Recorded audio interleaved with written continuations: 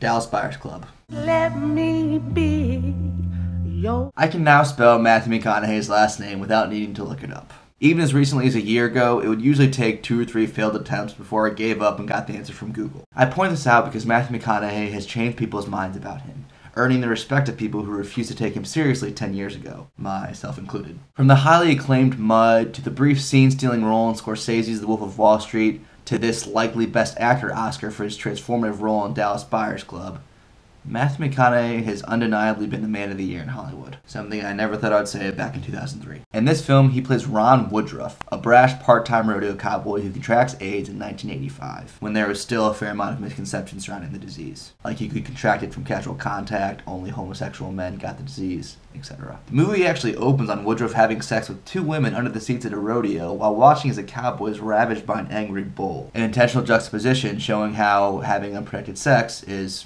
figuratively, messing with the bull. His banter with his friend shows that he is clearly both homophobic and extremely misinformed about HIV, as were many people of that time. When his doctors tell him that he is HIV positive and give him 30 days to live, he refuses to believe it and throws out some homophobic slurs.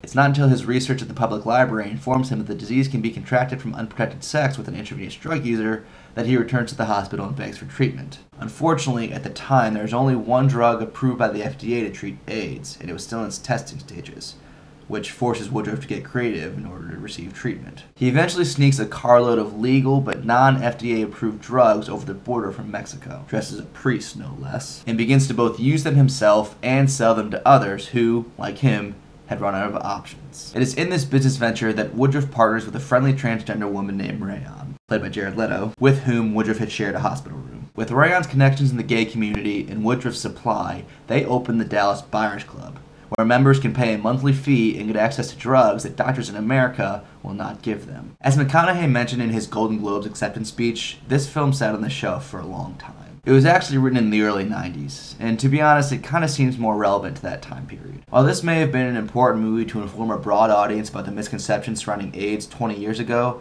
it now seems a little dated. Most people nowadays, I hope, don't hold the same misconceptions about the disease that Ron and his friends do. Maybe I'm giving people too much credit. From a dramatic standpoint, it makes sense for the people to hold these misconceptions because it leads to Ron's alienation from his friends post-diagnosis. And interviews with the real-life Woodruff indicate that this is historically accurate. However, alienating Ron is really the only purpose these characters serve. Save for Woodruff and Rayon, every character in this movie is rather bland. Ron's friends, the good-hearted, bright-eyed Dr. Sachs, played by Jennifer Gardner, the evil FDA, and the villainous Dr. Savard. And while Ron Woodruff is a stronger character than most everyone else, it's fairly obvious where his character is going. You can predict his arc within the first few minutes of the movie. That being said, the biggest hype surrounding this movie commends the performances of the 2 leads, and you can safely believe this hype. Jared Leto, who I've always found to be kind of underrated, breathes life into this complicated Rayon character. And keep in mind that Rayon was a creation of the movie, and so Leto did not have an actual person to base his performance on. But this is McConaughey's show. When he pleads with Dr. Sachs, who's just given him 30 days to live and denied him medicine because of the FDA, you can sense his frustration, his disappointment, his panic, his fear, his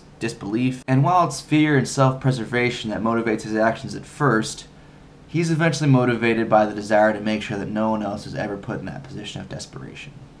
Let me be your ticket home.